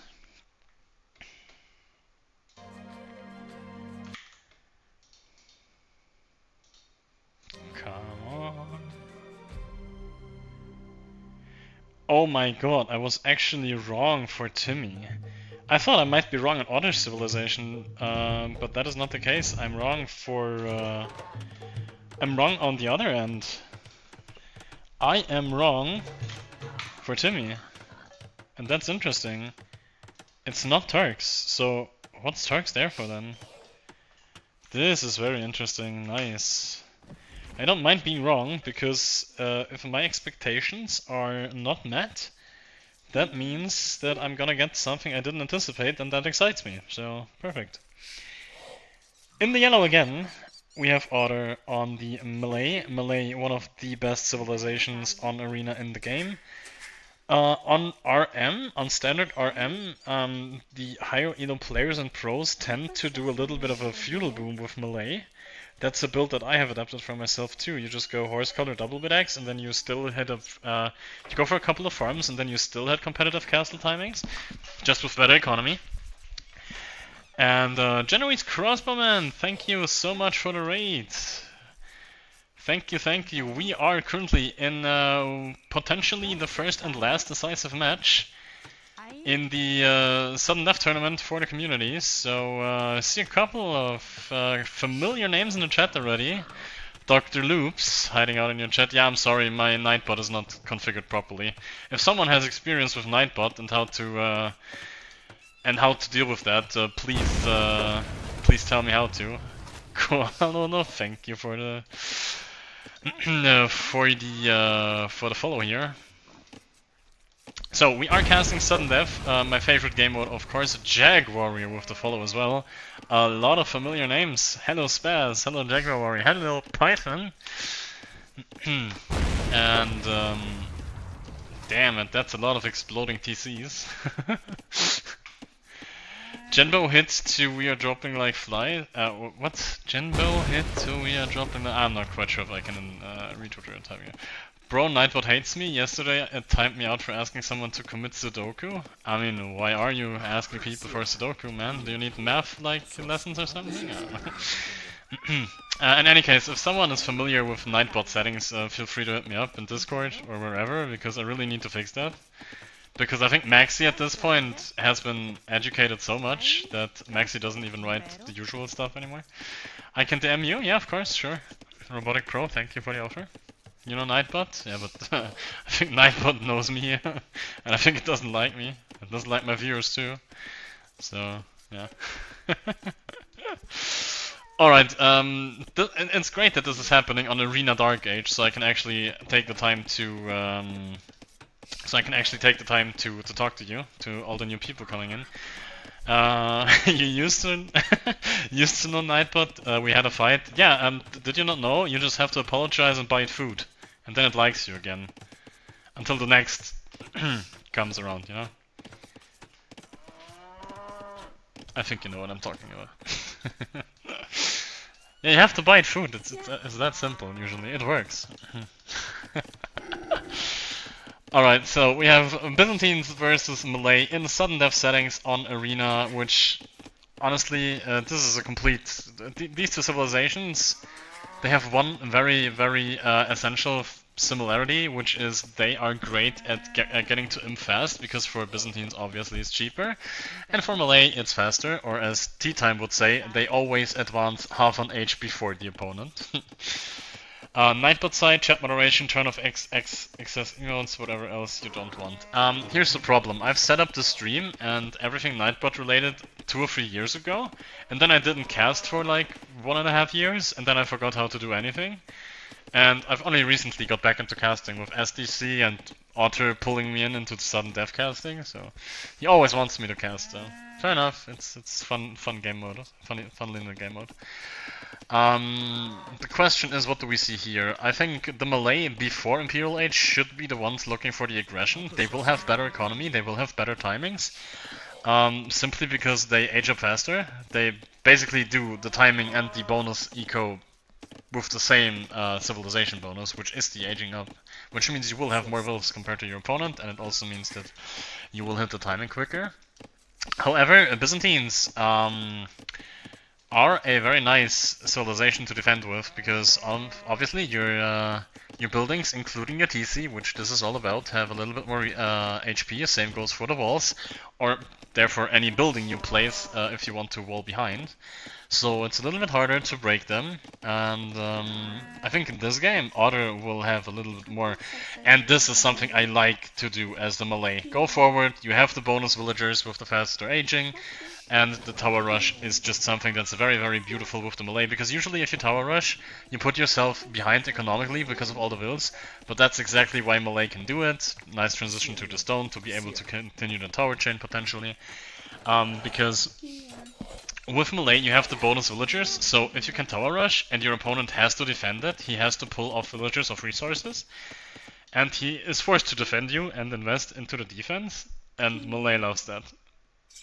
So this is great. And okay, I'm trying to get a feeling if I like the tower placement. I mean, it's definitely right up against the wall, which is something that Timmy didn't do in the first game. So I definitely like this a lot more. So we're going to build a tower, then we're going to hit a palisade with maybe 3 to 4 vills. Sometimes 3 is possible, sometimes 4 is possible. It's pretty random, really. We are starting to wall behind very nicely. I like to see that. Pretty good reaction. It's always nice to go for a barracks in case you want to go for land military or any military in general in order to defend it. We are going to wall both sides. So Timmy will be trapped in this little pocket to the back for now. However, the one thing that's good for him, honestly, if you could... There's one thing I don't like, because these walls will allow castle drops in this area later. So yeah, I think these walls are better. You don't want to give this area to your opponent. I would imagine that Otter will have that bonus in the first place. Malay Tower Rush and Arena? Honestly, I like Malay Tower Rush and Arena. I think it makes a lot of sense. Same thing for Bengalis, honestly, with the cup. Like, you just invest the free villagers you get, you just invest them to make your opponent defend. And I think it's a very good concept. I like that strategy a lot. We do wall here, and we are close to be going in. I want to see fletching soon. If we are going to start the tower war, I want to have fletching. And to touch on the point, if you want to create yourself a map in order to defend the tower rush or not die against the tower rush, this is kind of the custom map to do it on, honestly. You have the back stone, you have back gold, you have back berries. I think against the tower rush, Otter got really unlucky here. We could honestly, oh, this might even go up earlier. I mean, but that's exactly what you want, right? You have bonus villagers, you send them forward, your opponent has to react, and it's really hard to react in a way where you don't like spread yourself too thin and you use too much resources. Like, for example, this is 5 idle vills, and these are all idle now too, and even if this tower doesn't go up, like, he's caused so much chaos with only 4 villagers while already having more. So I like the Malay Tower Rush. I don't think it's a bad idea. And I mean, even against a map like this, your opponent still has to find a way to defend it properly. I'm not too big of a fan of this, but yeah, I mean, we have to sort of keep pressuring. This defensive tower was really good that he got it up, because this now covers a lot of range from the angle that Otter is coming from. Oh, I love this market so much. This is so smart. This is just to deny castle foundations. If this is intentional, then big respect to Timmy, because this blocks off every single castle foundation Otter could try to go for here. This is perfect. This is perfect. Because one thing the Towers gives you is the forward map control, and this is a smart way to avoid a potential castle. You have to remember, in RM, you could fall a little more to the back and let him creep forward a little bit. You're not losing too much, because all the resources are in the back. In sudden death, you have to think a little bit differently, and this space actually matters a lot. So I think you get the idea. Behind this, we are transitioning to a nice economy. However, Castle Age is clicked, and for now it looks great. In terms of timing, we are walling behind. This is a very nice defense with very good economy behind it, I have to say. And big Coast Arena reference there. Ghost Rider, it applies for the same. Honestly, I think it's even better on normal arena, because your opponent doesn't have to fish behind it. If you do this on arena, there's in terms of how do I call this? In relativity, it doesn't, the difference isn't too great because you still have the fish, you don't have the fish here.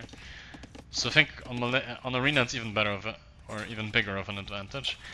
Both players up to castle, and because, roughly the same time, because it's melee, but honestly, as melee, you usually want to be up earlier than your opponent, and similar, that is a win for the Byzantines, I'm not gonna lie. Make me made it about Coast Arena. Ghost Rider, honestly, before Specialist Cup 2, there is a little space in terms of time. Like, we do have 2 or 3 weeks to squeeze something in if you want to make something happen. Maybe we should talk about something and actually do the Coast Arena Invitational. I mean, honestly, I wouldn't mind to do it, like, as a, for the people who want to join, to kind of rekindle the Discord before Specialist Cup 2 is happening. Get the Discord a little more active, and there's a forward castle, and honestly, I can't believe I'm saying this for the 3rd or 4th time in this set. I prefer Timmybob's position here, because if he goes forward with a castle, all he has to do is go for trebuchets, and the Byzantines are perfect with the fast imp. Forward castle, fast imp, kill TC. Seems way too simple. Otter now wants the forward castle. Unfortunately, even with Botkin, this castle will not reach the TC. And that is a big part of this game. This tower defends so much. Oh, this is unfortunate. This is very, very dangerous. And we are now trying to... Oh, this is rough. This is so rough. And this castle... Okay, so as soon as we see the castle, Timmybob needs to do a couple of things. He needs to stonewall the front, because there will be P-Torts coming out of this castle. That's the biggest threat to his economy, or to his TC right now. Once we see this, stonewalls, 2 or 3 layers even, I wouldn't mind, because P-Torts are going to be coming. This castle won't reach with Botkin, that's the good part. But we still have to anticipate the P-Torts. We have to wall this off while we still can. Once the castle is up, we cannot wall this anymore. We have to wall. The P-Torts is the danger. We have to realize this. We have to wall. Probably a little bit too focused on the front here. I guess that's something that can be happening. We are retreating, and yes, we have to. No, we're too late. P-Torts are going to kill everything now.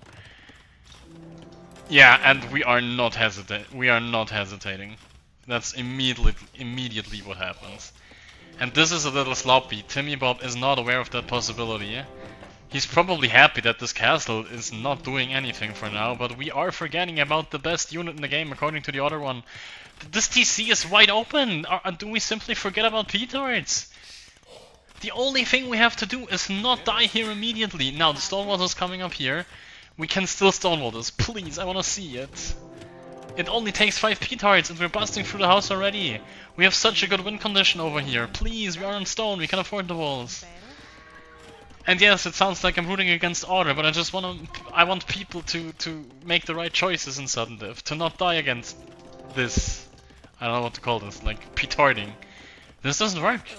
This does not work, we're too late to wall this off. We have to delete farms and do stone walls here. And now, what's the Scorpion doing? We're kind of falling apart for Timmybob here. This is... The critical P-Tart number is soon to be reached. And I don't think we realize there's even a flag on this. Do we think this is Karambits? Or like, what are we doing? Farms deleted, castle now. Okay, castle here, and you still have to plug this hole. Please! This is sudden death, this has to be P-Torts, come on! You've done such a good job so far. I mean, yeah, I'm just a crybaby here, right? I know, I'm just crying about what people do wrong, and I probably wouldn't be doing it any better, but still. Oh, the P-Torts are on the move, We are castle hopping, and this is still open. Oh, this is risky. We don't have enough P-Torts. The castle will fire, so will the Scorpions. This is still, like, there is a foundation. It's still gonna eat 1 P-Tart. The castle should definitely kill this in order to open this up. Is there an opening? There might be an opening behind this. Oh my god, this game is giving me anxiety, man. And the fast imp idea is now kinda abandoned because we have to take care of this problem first. The problem is there's nothing to take care of this problem with. We're just going to wait until we have enough petards, which we have a lot in the queue. And then we're just gonna explode the entire TC. And yeah, we can just wait. We can just wait. We have nothing in defense. And honestly, like, castle and a couple of foundations, that's a false sense of security. That's not enough. That's not enough. You only need 5 petards to reach the TSC. This is... I think Timmy thinks he's too safe because of the castle, and he's going to learn the hard way. I mean, I've learned the hard way in practice. A castle doesn't defend petards very well. You just run past it and win anyway. Unless these scorpions line up to get a perfect shot here and kill a bunch of petards one-shot. Oh, that might happen actually. We're getting to a critical scorpion number. If these scorpions manage to get a good shot here, maybe that's the saving grace. Because the scorpions kind of don't care about numbers, they just like take them out if they come. Still the castle forward here. Oh, defensive castle even for order, that's great. And Timmybob nowhere near Imperial Age. I think what he wants is a castle, maybe forward to kill the TC with the castle now, not the Imperial Age anymore. Yeah, I don't know. I don't know. Honestly, imagine. Can you put a castle here? That would be fun. Yeah, you still like if you don't plug this hole, then that's the biggest mistake he was doing. Honestly, this is getting ridiculous at this point.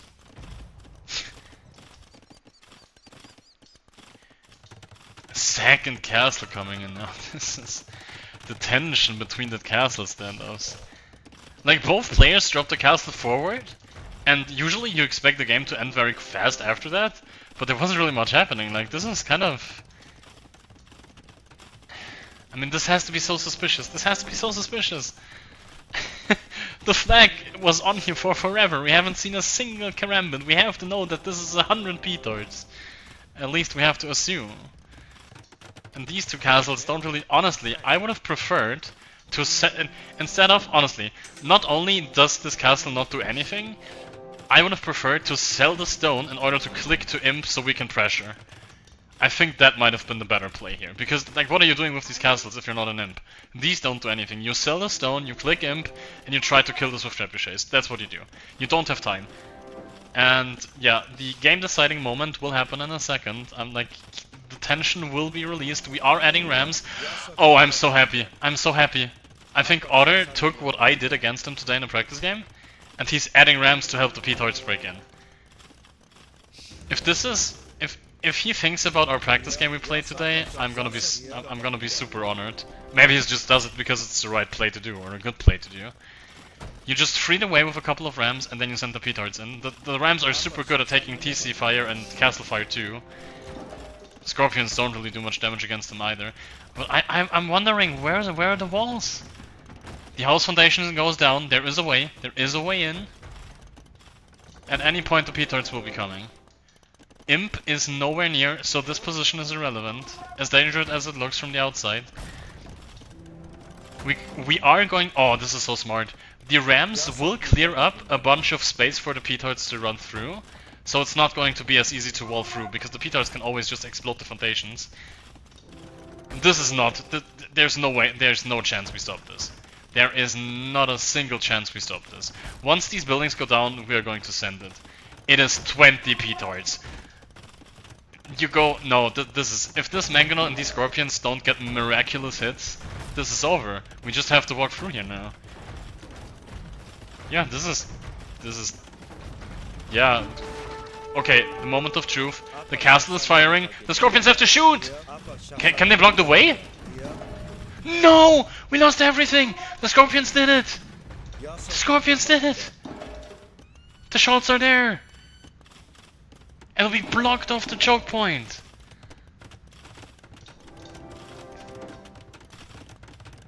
Okay, and now we focus on Imp. Imp is in! Imp is in! With 2 forward castles! Is this game turning again? Like, every time I'm sure Otter wins, Timmy pulls something out of his playbook. I was gonna say something else, but yeah, you figure it out on your own. And honestly, you have to be so frustrated with this. This is crazy. I might become a sudden death caster. I mean, I won't become a player, but I might become honest. Oh wait, Melee have clicked Imperial Age too. Oh my god, it's Melee Imperial Age. Both players are up. And Melee, of course, being much faster, but Melee have a castle here. Oh my god, it's going to be a trap race. It's going to be a trap race. It's 2 castles versus 1 here. This castle is in a much better position, but we have 2 over here. 2 castles here. Both civilizations have access to bomber cannons if they want to, but I think chemistry, waiting for chemistry might be a big mistake. Like, chemistry takes forever, especially in a crucial game like this. Like, oh, there's petards, but I think they're just gonna die. Like, honestly, these scorpions are doing so much work. Yeah, these petards don't do anything. Like, not leaving, like, this choke point with the scorpions, that's kind of brilliant defense. I was criticizing it before, but he just wanted this to be open, apparently, for the shots to happen. Okay, this is going to be absolutely crazy. We do have a bunch of cataphracts hunting down these villagers. Yes, they are putting in the work. That's a pathing moment right there. So what are we choosing to do? Honestly, go traps in the front. Don't even dare producing a single trap out of this castle. You want to go here. You 100% want to go immediate traps out of this castle. Please tell me that that's... No! No! No! Why are we going for a trap here? You have 2 castles here. You do 2 traps and you shoot this. You will win the game. You have more HP on your TC, in Imperial Age even more. This is the right decision in your opinion? I don't think so. I don't think so. You can kill with this so fast. I think you have the match. I think you go double traps here. Hoardings is pretty nice, I guess. I am not sold on this being the right decision. If we get 3 traps produced out of here, and we shoot the TC before we do anything on this side, don't shoot the castle! Go here and shoot the TC, or go here and shoot the TC! Please, the castle isn't relevant, kill the TC! And yeah, Otter's doing the right thing and hitting the TC, and yes, this is exactly why I think this was the wrong decision. Because we ignored the castle, we killed the TC, and we needed the traps over here to kill the TC. This was, I'm sorry Huggy, this was nowhere near the right decision. Not a chance. Because this TC would just go down way too easily. 2 shots more, 3rd trebuchet is coming out. And Otter is going to take the set. Very nice defense from Timmy. Very nice idea with the forward. But we are shooting the castle. The first trap came out on the wrong side in my opinion. GG well played, Otter takes the set. This was a very, very fun and interesting set, and I think we can take a lot of things away. He's trying to shoot the traps, not the castle. I think so. Disappointed Invader! Hello! Calling the GG with me here. Yeah, I think Timmybob made a couple of 2 crucial mistakes here. And once again, just like in the game before. Just like in the game before, if Timmybob does 1 or 2 decisions better, he can easily win this game. Same thing for game 4, for game 3. Same thing happened. Even here, he could have been up to Imp earlier, he could have defended better. Otter in the chat saying, holy shit, this was far from easy. Otter, this guy, if he... Last game you should have lost. The last game on Hideout you should have 100% lost. And if you watch the cast, I think you will agree with me. There was 2 strategic blunders in his decision making that let you stay alive. And you could argue the same thing for...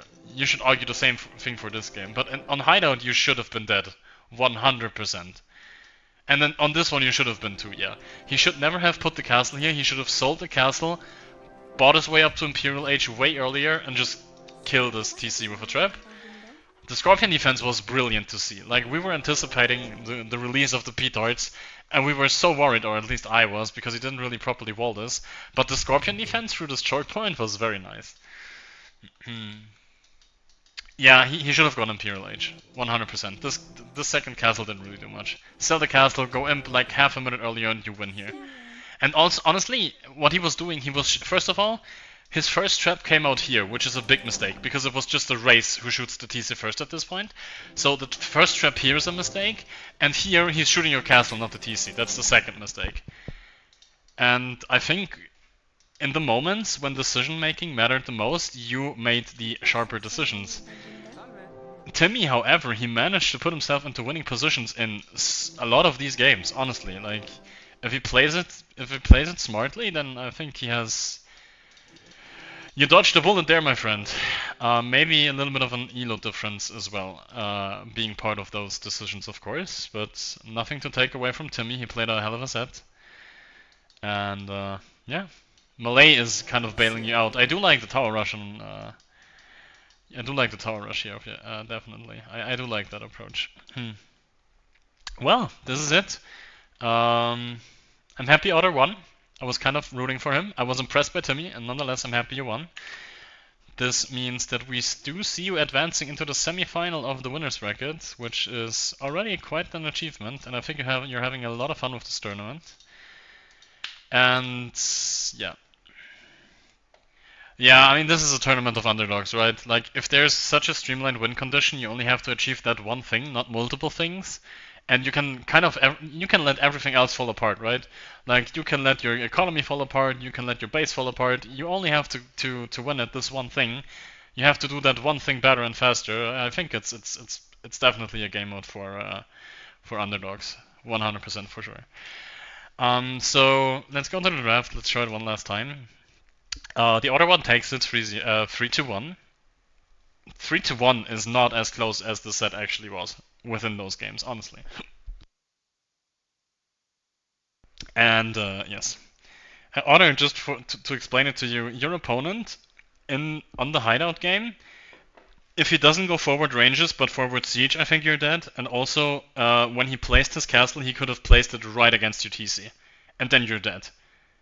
In both cases, you just lose on the spot, but he didn't. He went range into skirm for no reason, and when he placed the castle, he had way more army on the field. You just lost a bunch of your Janbai raiders, and he could have put it right on your TC. He could have done that. He would have won on the spot, no doubt. And if he does that, you're completely toast. And in both cases, he was a little too hesitant, a little bit too defensive, which I've learned you cannot be in this mode. And yeah. And then the trickle trap against your like absolutely smurfing traction trap Yoshiace didn't help.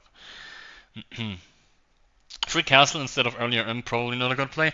Yeah, the forward castle is good, but you definitely don't need the second one. The second one should be sold and went to imp, but I think I'm repeating myself. Akurei was close as well. I should have went with 7, the least closest game, the one I lost. That is true, but the thing is, you did one thing very, very nicely there, and I think you had to wait for more P-tarts, yes, because if he finds the wall foundation to the left of his TC, if he finds that, and maybe his cavalry units kill 1 or 2 P-tarts, then suddenly your push doesn't work anymore, and then all the P-tarts are gone. You already pulled a lot of Magyar scouts out of position with your Monaspa, which was great because these Magyar hussars were there to deny the P-tarts. So you did the author thing and just pulled them out of position, which is something you do brilliantly. So there's still yeah. But yeah, this honestly, I think watching this set is perfect to learn about sudden death. I think this was the perfect set to learn and actively see what sudden death is all about and what are the mistakes and what are the approaches and what works and what doesn't. And I think this was a brilliant set to put that on display. Honestly, if you might upload a video about how to approach sudden death games and what's the general strategy and what the mistakes are, honestly, take this and comment your own POV. I'm not even kidding. This set will be perfect.